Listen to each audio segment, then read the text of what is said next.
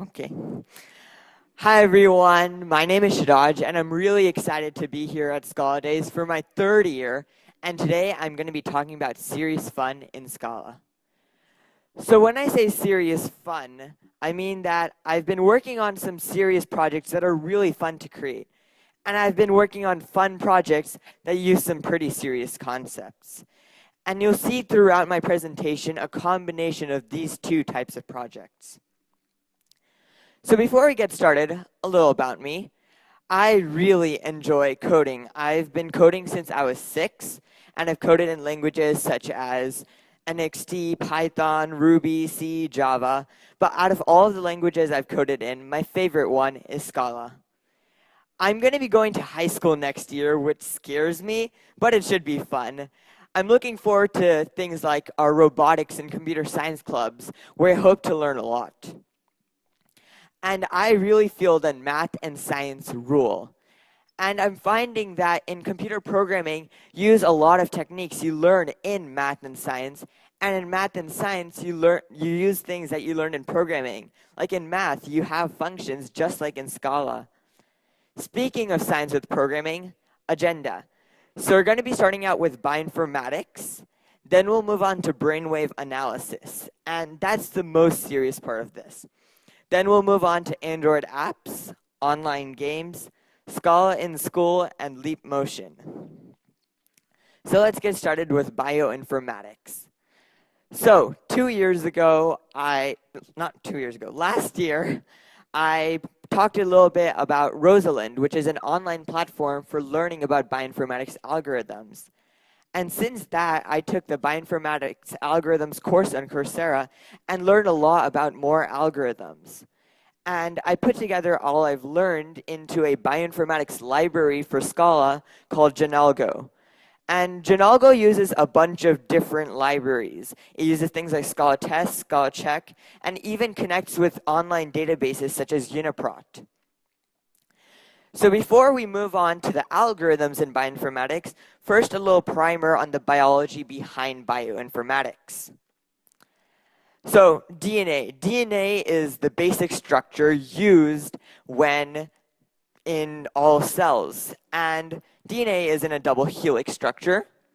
And DNA is composed of 4 base types: adenine, thymine, guanine, and cytosine, shortened to A, T, G, and C. And so let's say you have a sequence, ATGC. This only represents one of the 2 strands in the double helix. And so to get the other strand, you can get its complement. And the complement is calculated by using the complement of each of the bases. And the way this works is adenine and thymine are complements of each other, and guanine and cytosine are complements of each other. So if you have the DNA sequence ATGC, the complement of that is TACG. So that's DNA. Similarly to DNA, there's RNA. And to convert from a DNA to RNA, it's really simple. You replace thymine with uracil. So ATGC in RNA turns into AUGC. And that's RNA. So far we have a basic class hierarchy. You have biosequence, which is a subtype of index sequence. And you have 2 subtypes of biosequence, RNA and DNA. And you can go between RNA and DNA using 2 RNA and 2 DNA, and both RNA and DNA have a complement method, which gives the same type. Now let's talk about bases. When you're working with sequences, biological sequences, you have bases. So in RNA and DNA, you have 2 different types of bases. RNA bases include uracil, DNA bases include thymine. So we have 2 bases, RNA and DNA, and then there's amino acids which form proteins. And all of these are included under the base type, base-like. So codons. When taking RNA and converting it into a protein inside a cell, it's converted using what's called a codon table. And this codon table defines what RNA is converted into what amino acid. And so when converting RNA to an amino acid, we have this table. So to convert, we group up this RNA into chunks of 3 each. And each of these chunks of 3 is called a codon. And now once we have this codon, we can map it to an amino acid. This is the standard amino acid table. There are a bunch of others. And so in this table, you can take AAU or AAC and convert that into the amino acid ASN. And you have many other ways to convert, but there's 3 special codons. These 3 special codons convert into the stop codon. And the stop codon tells the part of the cell building this protein to finish this protein and start making a new one. So now you can see how mutations can be so detrimental to a species. If you had originally a stop codon and that was mutated to not be a stop codon, then you're going to keep on building a protein even after that, and then instead of having 2 proteins, you're going to have one big one. And similarly, if you do not have a stop codon and that's mutated into a stop codon, then instead of having one big protein, you're having 2 small ones. So now that we talked about codons, we can talk about how to convert an RNA to a protein. We just chunk it up into groups of 3 and use the codon table provided to convert it into a protein. So now we have an updated class hierarchy.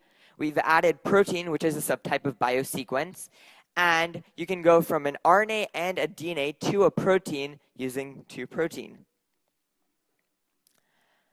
Now let's move on to alignment. Alignment is a way to see how 2 or more sequences are related. And the way we see this relation is by inserting gaps in the sequences.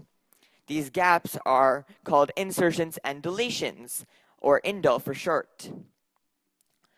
So in alignment, what you're trying to do is, since in biology, over time things may be added or removed or mutated, you're trying to see where the similar locations in sequences are.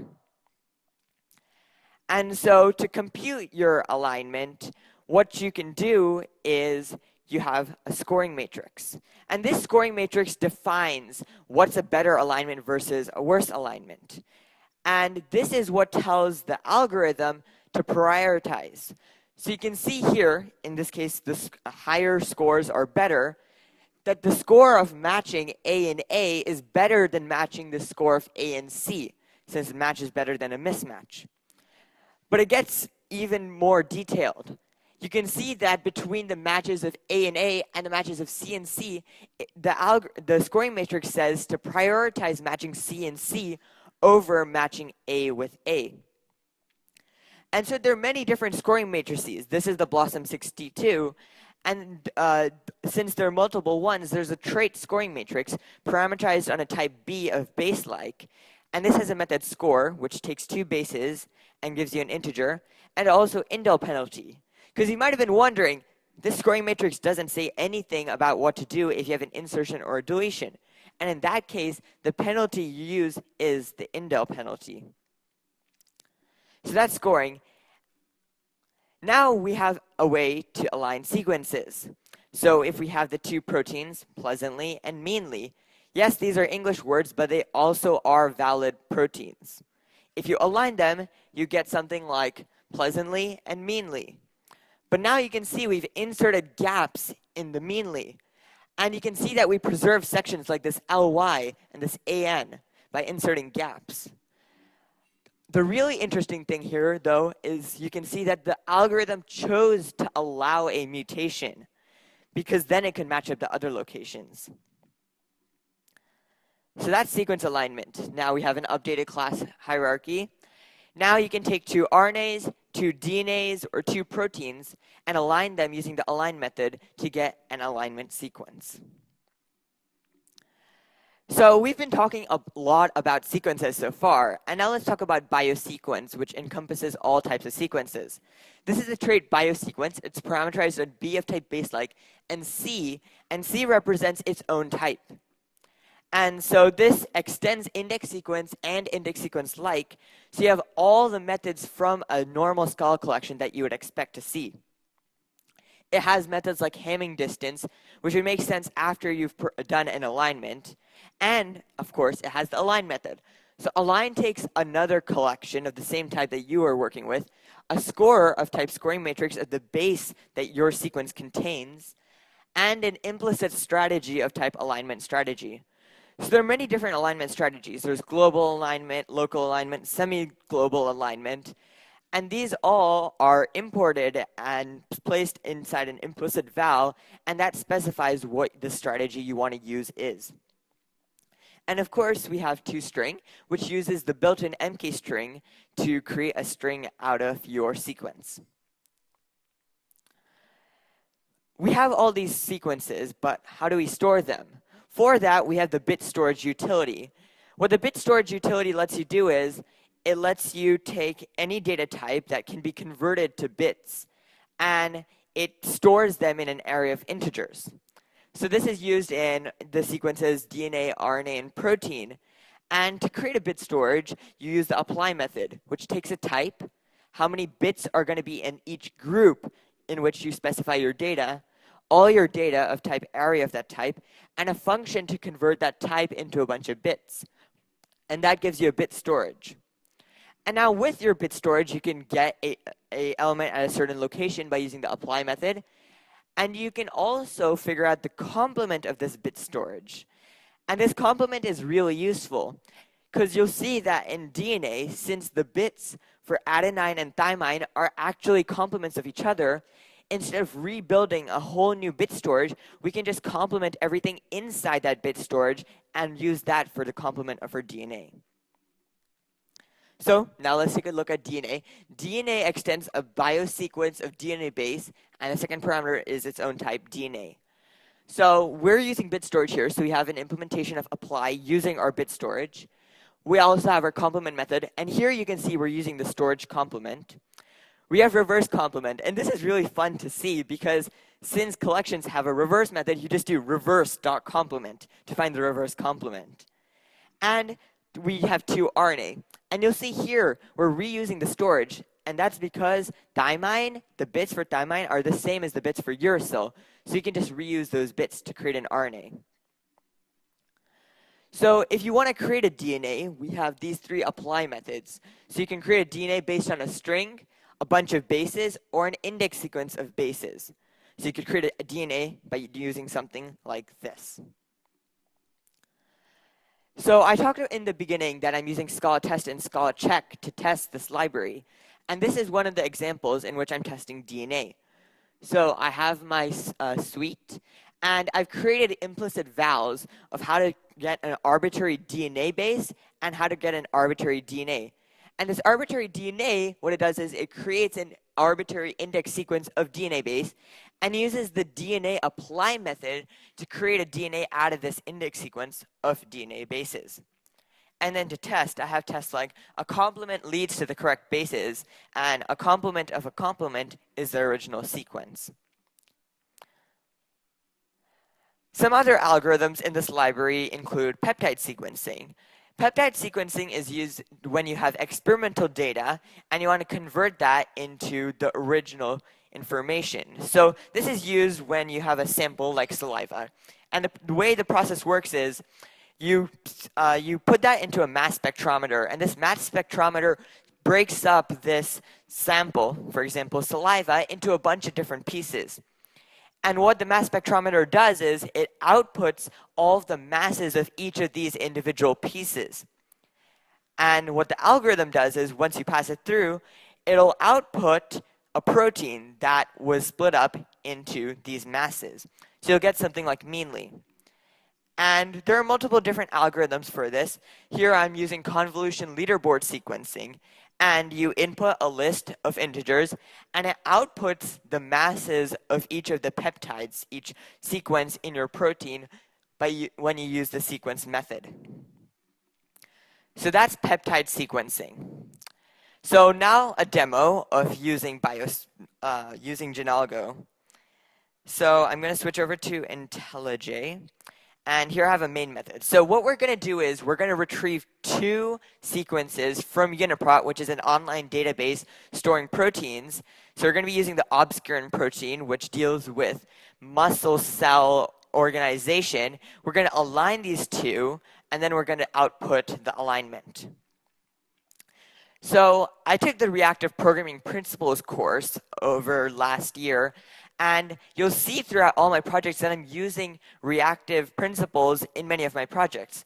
For example, here, since we're getting data from the web, we don't know when it's going to come back. So we have a future.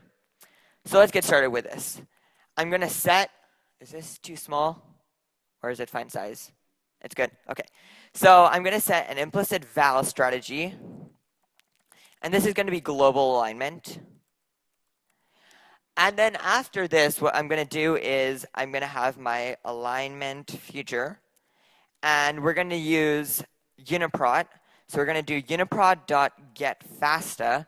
And our ID, we're going to look it up on uniprot. So obscurin. And search. OK, so we're going to have the first be the mouse, and then the second is going to be the human.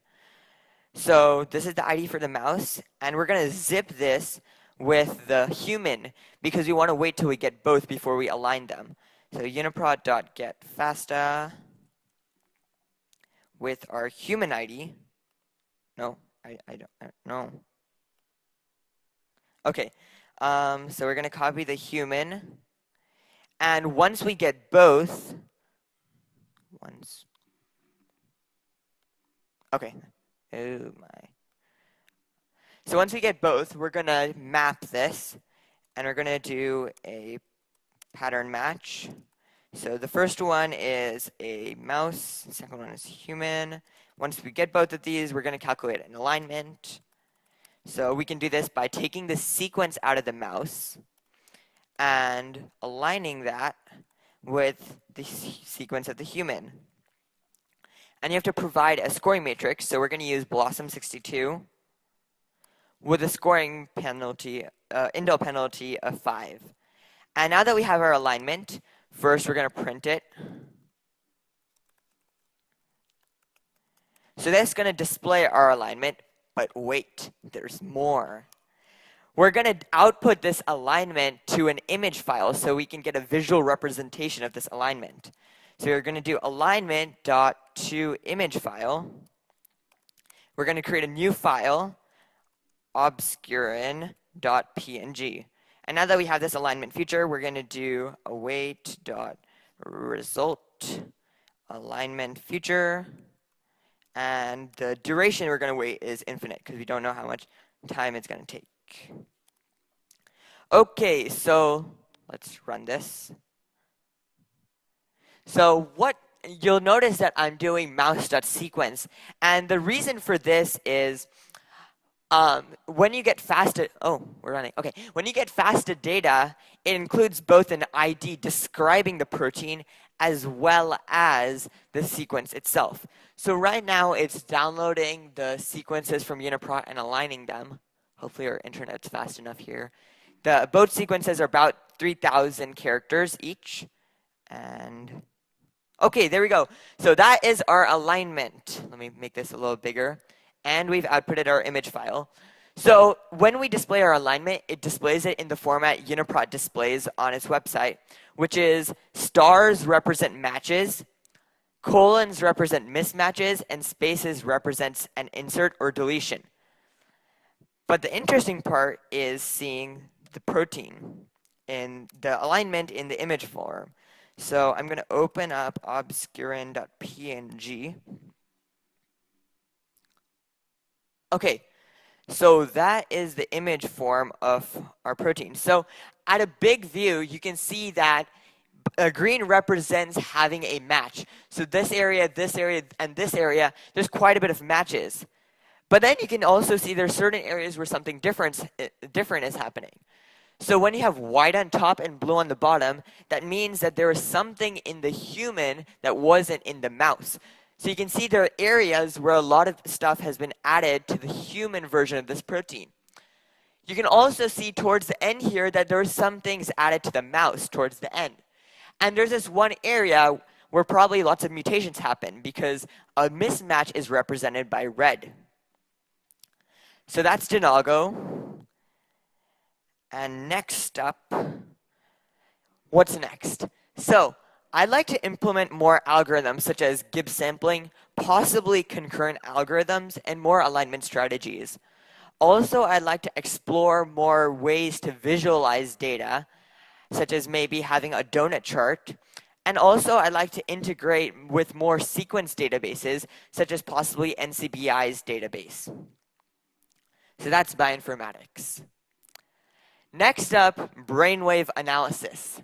So last year, I showed you a game in which you had your normal sneaky game, except it was controlled by your mind.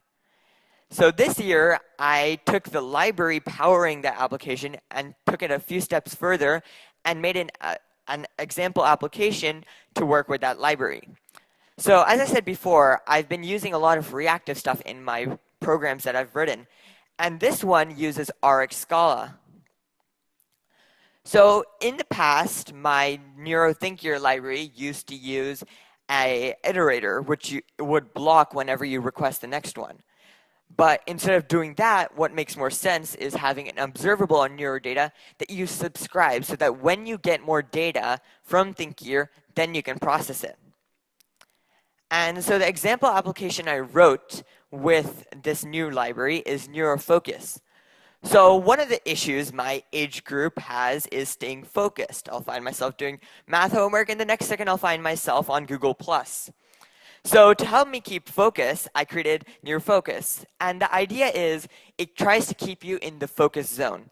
And this is an application that sits in the menu bar. And so when you're focused, it shows a green cog. And if you lose focus, you enter the somewhat focus zone, represented by a yellow cog. And if you lose even more focus, that's when you're like watching some random cat video. Then you'll enter the not focus zone, and then it'll start every 10 seconds making a noise telling you to stop watching that cat video. And so last year I learned it's not exactly easy to give a demo involving the mind because I'm already worrying about what I'm going to present next. So what I did was I went home and I created a video of me using this. So I launched this application and I start focusing. So right now my attention is dropping, and so I'm trying to bring it down. And so right now we just entered the yellow zone. So it's not going to start making a noise yet, but it will soon. And okay, so now I'm focusing on not focusing, so my attention's going back up. It's pretty hard. And now I start like shaking my head around or something like that, and that causes it to go back down. And it's going down. And now we're reaching the red zone. There we go. So that's our first alert. So right now, I'm still shaking my head to keep the attention low. And you'll see after 10 seconds that another noise is going to come. There we go. And now I realize, okay, I need to bring my focus back up. So I'm going to bring it up into the yellow zone. Come on. And now I made it into the yellow zone before I get another alert. So it's not going to make any other alerts. So that's brainwave analysis. A few more things I'd like to work on is possibly having adaptive zones, because over time, the level of attention required may change. Also, I'd like to use raw data to power of activity-focused analysis, because depending on which activity you're working on, your concentration may appear in different bands of your brain waves. And so speaking of activity-focused analysis, you may require a different type of attention if you're working on a creative activity versus working on computer programming. So that's brainwave analysis. Next up, Android. Woo! So last year I showed you a simple game, a puzzle game, written using Scala entirely, that's on Android. So that was WordSteal, and some time ago I wanted to make WordSteal more interesting, but most of the game was in this one file, this big WordSteal activity monstrosity. So I decided I'm not going to be able to work with this. I'm not going to be able to change the algorithm. I'm not going to be able to change anything. So I rewrote the game from scratch, and WordSteal 2.0 is now in the Play Store. You can follow this URL. And the really cool thing is, since I rewrote it from scratch, I knew I had to use some proper build tools. So I got it to work with SPT. And because of that, I'm using Scaloid, which is a way to manage UI of Android through Scala. And the really cool part is this game, its whole engine is powered by Akka. So first, a demo. I was originally planning on mirroring my phone's display on my computer, but that was too laggy, so I'm just gonna show it through my webcam. Okay, let's do this. Okay, so let me log in. Okay, is this working? Yep. Okay, so I'm gonna go ahead and launch WordSteal. And so it's loading, it automatically signs me into Google Play Game Services, and I'm gonna go ahead and start the game. So in the new version of WordSteal, you get more interesting patterns instead of just having 2 letters. And so any ideas for a word that can match this pattern? Ideas, guys? Okay, looks like we don't have any ideas. So one of the new features of WordSteal is it can figure out a word for you. So I can skip this by swiping, and it gives me earnestly. So now I think I know one that we can do for this, bird. And you got it correct. And so that's WordSteal. And it's available on the Play Store. So go ahead and go download it. Oh, it's me. Okay, so now the really cool part about WordSteal 2.0 is it uses an actor system from within the app. So we're going to do a play-by-play of what's going around in our actor system as we play a game of WordSteal. So we have 3 actors: UI Manager, which manages the UI, Puzzle Manager, which manages generation of puzzles, and Play Games Manager, which manages connecting to Google Play Game Services. So the user decides to launch the app. And once you launch the app, Puzzle Manager immediately begins loading the generator. And once the generator is loaded, it's going to tell the UI Manager loading's done.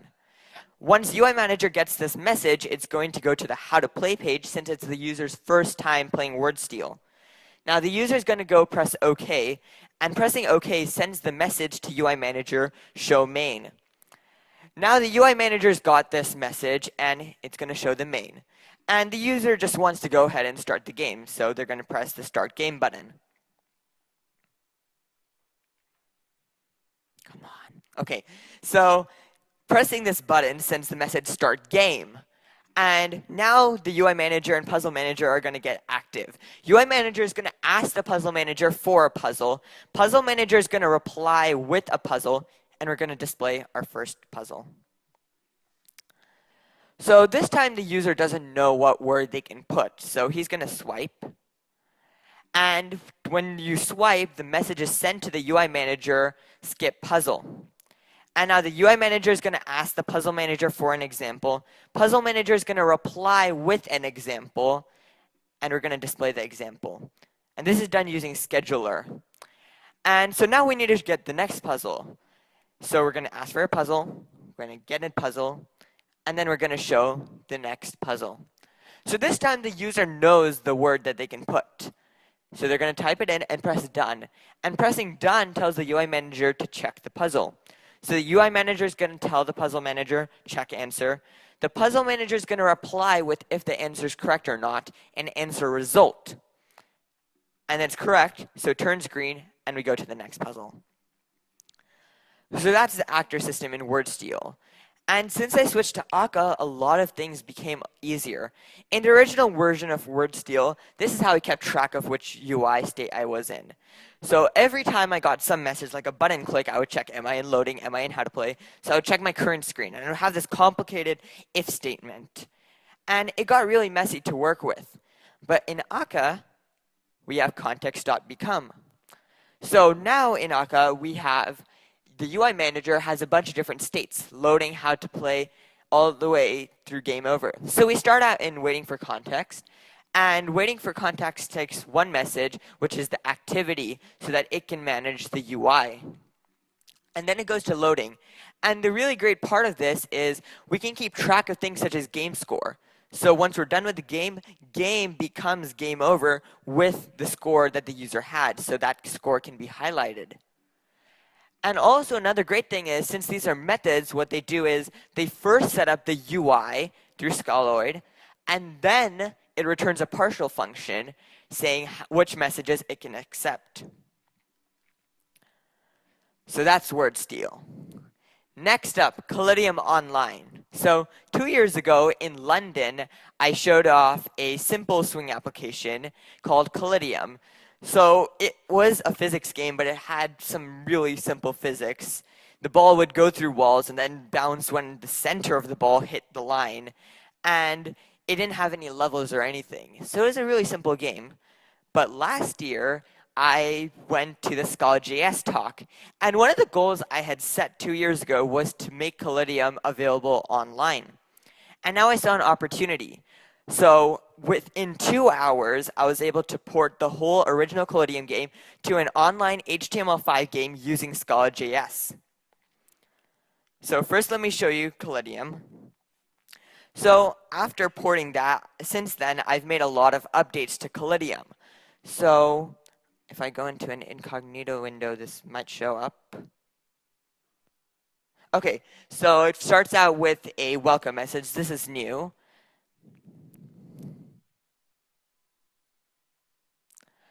So now it loads the first level. So I'm going to skip to a more interesting level.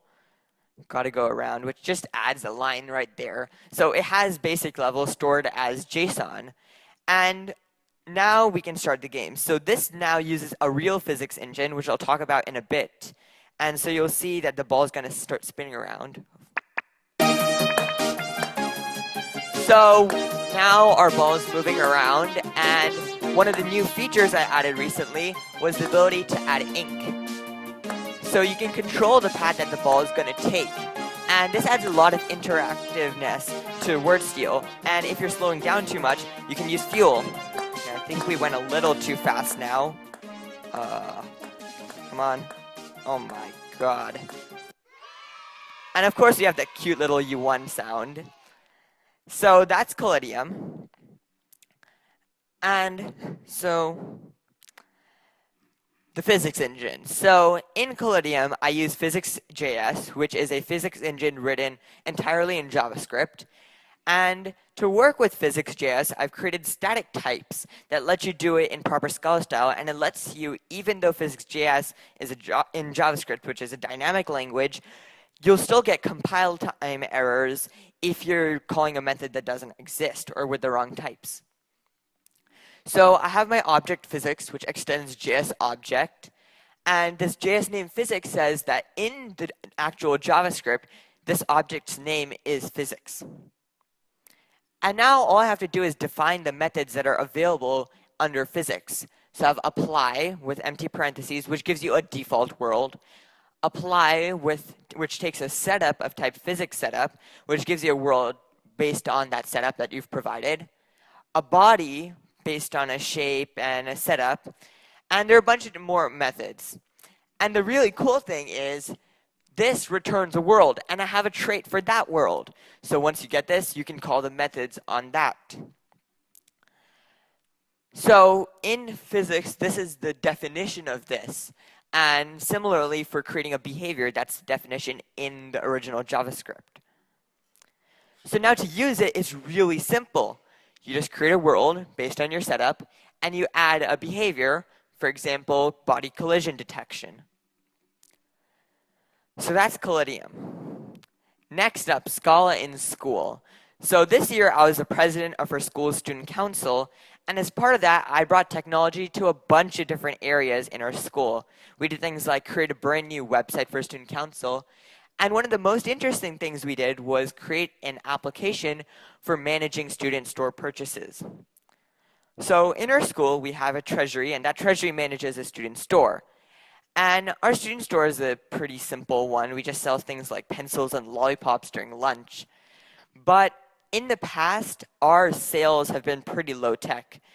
All purchases were marked down on a Post-it note in tally marks. And if anybody lost that Post-it note, we didn't have any information about what sales we were making. And at the end of the month, when we had to turn in all the sales to our school treasurer, the numbers wouldn't match up. So last year, our student council decided that they would buy a barcode scanner to make student store purchases easier. But there was a problem. Nobody knew how to use the barcode scanner. So this year, our treasurer, knowing I was techie, sends me this 200-page manual for the barcode scanner. And I decided I'm not going through this 200-page manual, and I don't even understand what it's talking about. So I decided to think, if I was creating a barcode scanner, how would I make it transmit data to the computer? So I thought I would have it act as a keyboard. And so the next day, I go take the barcode scanner, plug it into a computer, and yes, a dialog pops up saying, do I want to set up this keyboard? And it starts scanning in some IDs, and yes, it types in the barcode, and then hits a new line. And this new line part got me thinking. What I did that day was I set up a Google spreadsheet in which one column was filled up with barcodes. And that worked for a little bit, but as soon as we started adding in more and more products, the whole thing fell apart. Because each column would represent a product, and the statement checking if that product matched the barcode was this complicated formula with this if this, or this, or this, and it was 500 nested things. And it got really messed up. So we knew we couldn't continue working with a spreadsheet. And so what I decided to do was I created a simple swing app for working with student store purchases. And in fact, if you look at my abstract, that's what I had at the time. And that worked for some time. We could scan in items. We could do some basic management of products and things like that. But there is another issue. Our leadership class was buying a cart of Chromebooks. And we wanted to use those Chromebooks to do student store purchases. But Java doesn't work on Chromebooks. So what I decided to do was I created a Play application for working with student store purchases. So this is the application, and I got my first taste of a product launch at our 5th dance this year, where we used 10 Chromebooks simultaneously accessing the student store website to scan in products such as soda, candy, and other food items. And the students selling these items were really excited because they got to use all this cool technology, and they were like scanning these barcodes. They're doing these cool action moves when scanning. And it was a lot of fun seeing these guys enjoying use of technology. And the really amazing part was on the home page, as you'll see in the demo, there's a part that keeps track of total sales for your day. And as our dance went on, the numbers kept on rising. And the really nice part about this was we were donating all proceeds from our dance to Free the Children, a nonprofit trying to end child labor. And by the end of the day, we could see we had donated more than $1,000 to Free the Children. So now a demo. I have this app deployed on Heroku. That was a fun thing to do. And so I have my student store application here. I'm going to zoom out a little bit so that the nav doesn't. Okay, so this is the main page, and we even have a multi-tenant system where you can switch between modes. So we have a separate mode for dances, student store, and Scala Days demo. So I'm going to go ahead and create some products. So I'm going to add a pencil. The price for a pencil is going to be $10, and we bought it for $1, so quite a bit of profit. And let's say we're selling Scala Days stickers. And the price for a Scala Days sticker is going to be $1, and we bought it for 50 cents. So we've added in some products. Now let's add in barcodes. I don't have an actual barcode scanner with me right now, but I'm going to be typing in numbers and hitting enter instead. So what I'm going to do is, let's say the barcode for pencil is 1, 2, 3, 4. And the barcode for Scala Days stickers is 4, 3, 2, 1. So now we've added in these barcodes, and we can go to the home page and start scanning these in. So let's start selling some pencils. So you can see that that progress bar is expanding with how much purchases you made, and it even shows quantity sold at the bottom. And now let's start scanning in some Scala Days stickers. So now we can see we've scanned in a few Scala Days stickers, and one of the cool things you can do here is you can manually edit purchases, because if someone scanned in a few too many of one product, they can just edit it later. So let's pick today's date, and let's say we sold 5 more Scala Day stickers. So not an increment, so it's 7 total. And as I said, what we had to do at the end of each month was give an export of all of the sales to our school treasurer. So I have a utility that automatically generates a CSV file, and you can just download that, and we're going to do that right now. And it gives you information such as profit, etc. If my internet doesn't die. Okay. So I'm going to go ahead and open that up in Numbers, which has,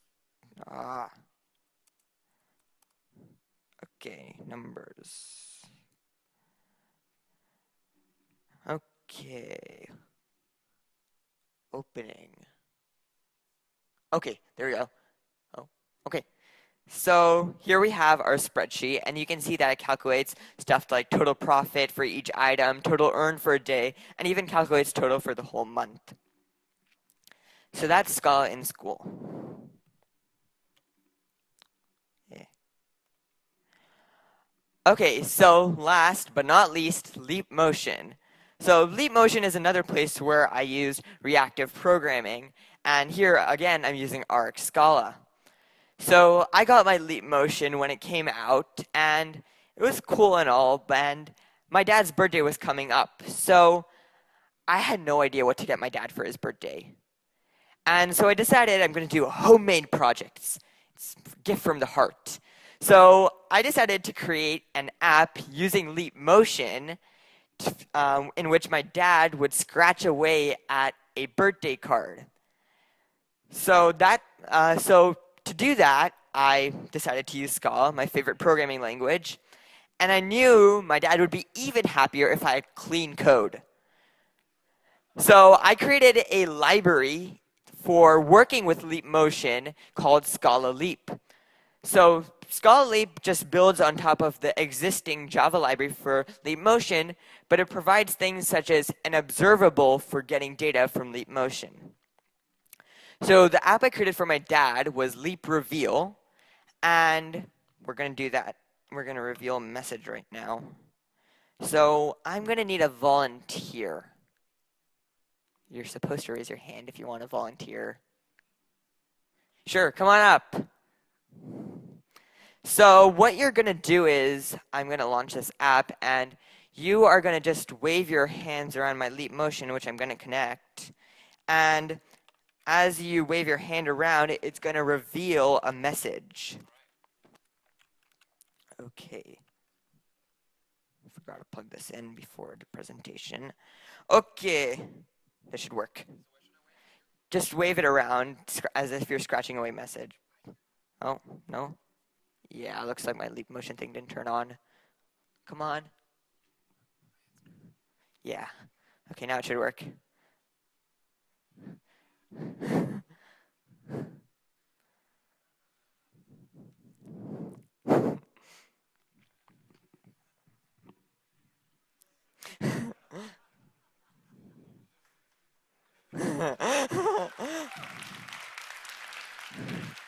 Thank you so much.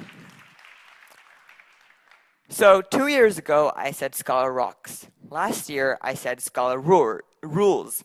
This year, I'm saying that Scala roars. Scala truly does roar through all these projects. You can see that the most serious of projects are so fun to code up. You can even do like strong types that you can't align 2 different types of sequences, but it's fun to do that in Scala. And the most fun of projects can be so serious. You can use some physics engine and have it run on the web and create a student store application. And that's where Scala truly does roar. Thank you.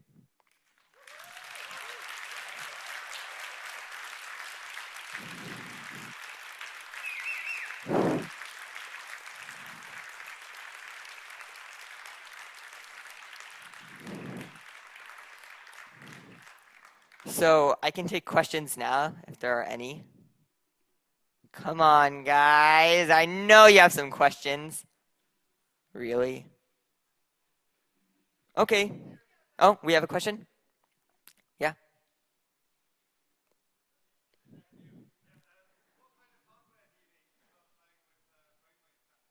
Okay, so for that, I use NeuroSky's Mindwave Mobile. So there, you just plug it in and it works over Bluetooth. My library works with NeuroSky's ThinkGear connector, so any NeuroSky product should work. I actually have, if you take a look at my presentation from last year, I go into more detail on the actual connection process and how all that works. So yeah, any other questions? Yeah.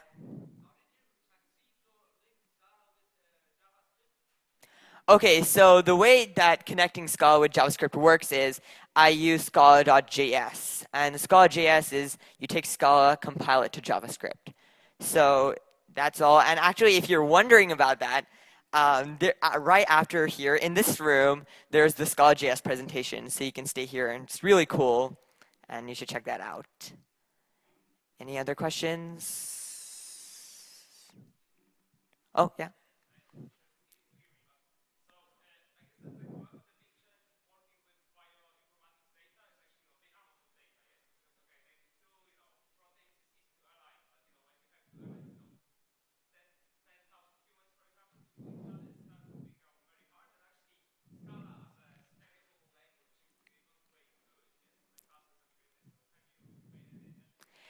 Yeah, that's actually one of my goals for later, implementing more scalable things using things like concurrency and more other options using Scala. I haven't really worked that much on that yet, but that's one of my goals, to use Scala to make bioinformatics even more powerful.